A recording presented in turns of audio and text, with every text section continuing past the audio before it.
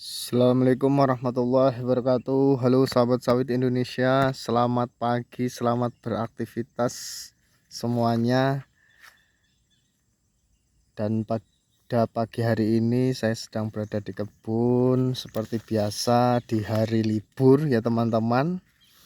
Ini pada hari Kamis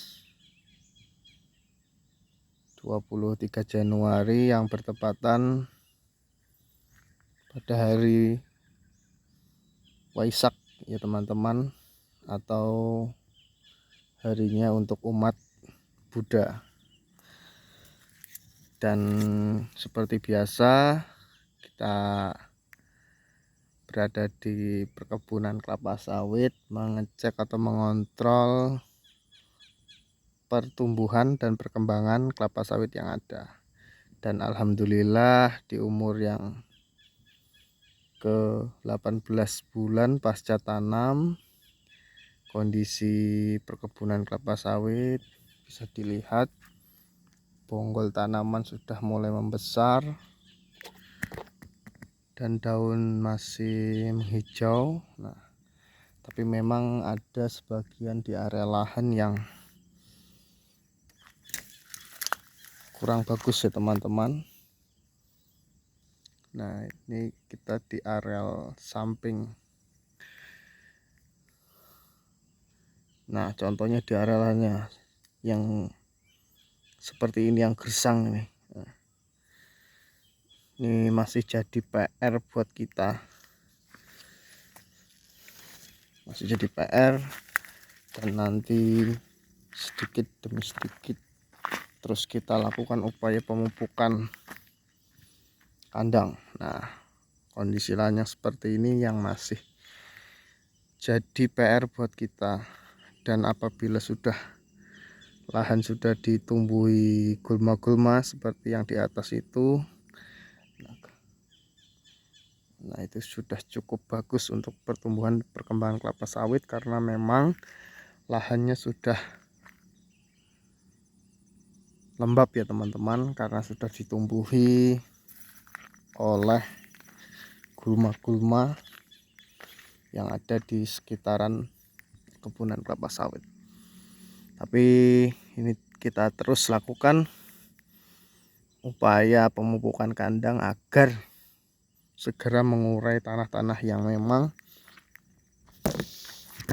tanah yang seharusnya itu di lapisan bawah, akan tetapi pasca AMDAL yang kurang tepat atau kurang bagus mekanismenya, ya jadi lapisan yang seharusnya di bawah jadi ke atas. Tapi ini bercampur ya teman-teman, ada juga yang di lahan ini ada juga yang lapisan atas seperti yang ini masih dalam konteks lapisan atas, tetapi yang lahan yang ini yang itu konteksnya sudah lapisan bawah. Tapi memang bagus saja ya teman-teman, asal kita merawat lahan kita sesuai dengan porsi yang ada atau SOP yang ada. Apalagi menangani lahan galian eks tambang itu memerlukan pemulihan yang cukup lama untuk menstabilkan kondisi pH tanah. Maka dari itu kita juga dalam 1 tahun kita maksimalkan pemupukan magnesium ya teman-teman, atau bisa dikatakan di dalam kandungan dolomit kita upayakan 1 tahun 2 kali, karena untuk menstabilkan unsur hara yang memang masih asam di dalam areal lahan galian eks tambang. Tapi memang kalau sudah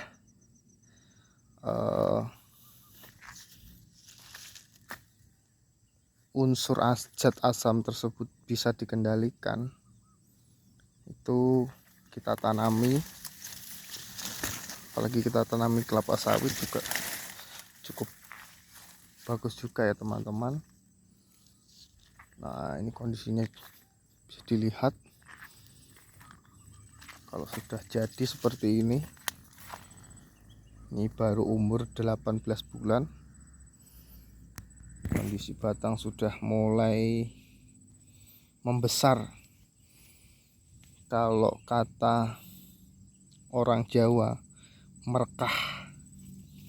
Nah, batangnya membesar atau merekah. Tapi nggak tahu kalau bahasa di lain ya teman-teman, atau bahasa daerah lain. Nah, ini ada pohon pace, belum kita tebang dasar. Ini untuk apa,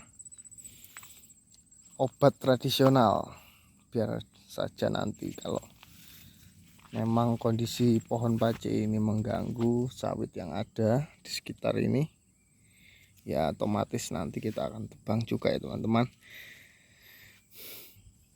Ini pace atau kata bahasa Indonesianya duku. Nah, ini duku nih. Ini bagus juga untuk obat-obatan tradisional.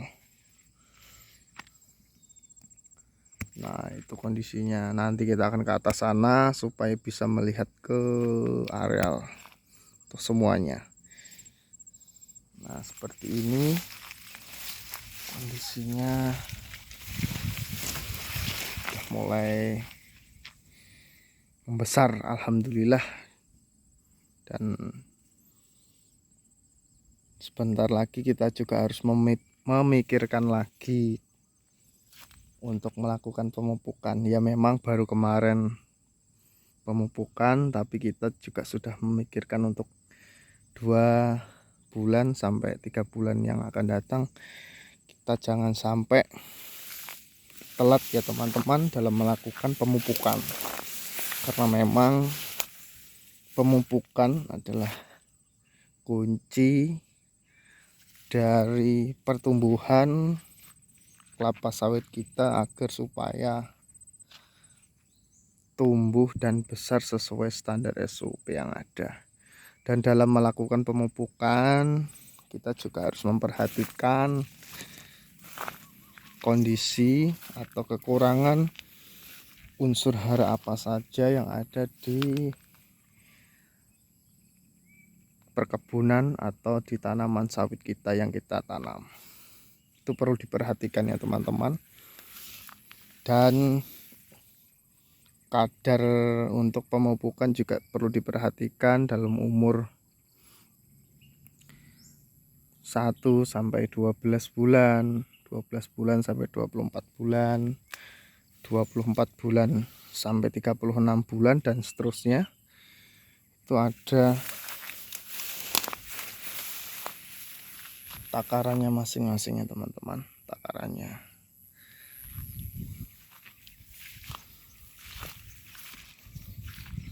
Nah, ini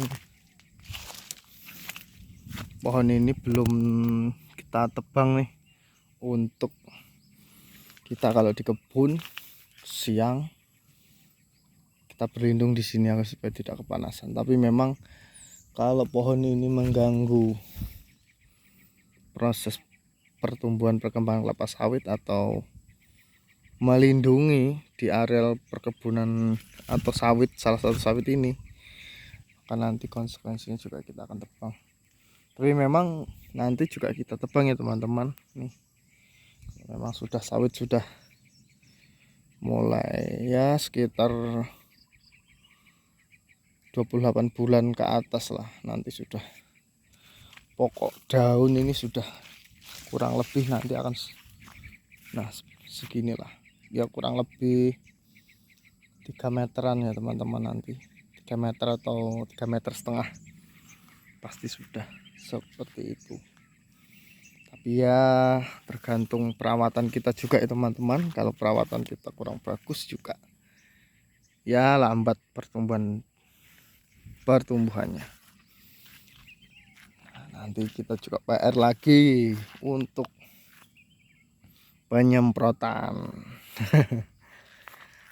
Ya seperti ini kalau kondisi kita merawat perkebunan kelapa sawit, harus siap sampai nanti panen, pengeluaran biaya untuk investasi di perkebunan kelapa sawit juga tidak sedikit. Nah contohnya seperti ini sudah mulai meninggi lagi, tapi memang kita ini memakai sistem semprot jalar ya teman-teman. Memang tidak semprot total. Memang dalam kelebihan semprot jalar itu bisa menghemat biaya penyemprotan.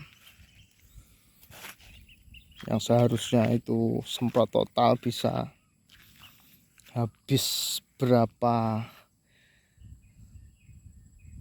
liter obat atau obat semprot, kita juga kalau disemprot jalar cuma beberapa liter saja untuk penyemprotan di areal sekitar tanaman kelapa sawit. Nah jalar seperti ini saja kita memakai sistemnya. Oke, mungkin itu dulu ya teman-teman video kali ini, dan jangan lupa di like serta di subscribe video saya. Dan jika video ini bermanfaat atau menambah wawasan serta motivasi rekan-rekan atau teman-teman sekalian, bisa saja di share ke teman-teman lainnya, karena memang belajar sejak usia muda agar nanti tuanya bisa menikmati. Oke, mungkin itu dulu. Saya ucapkan terima kasih. Wassalamualaikum warahmatullahi wabarakatuh.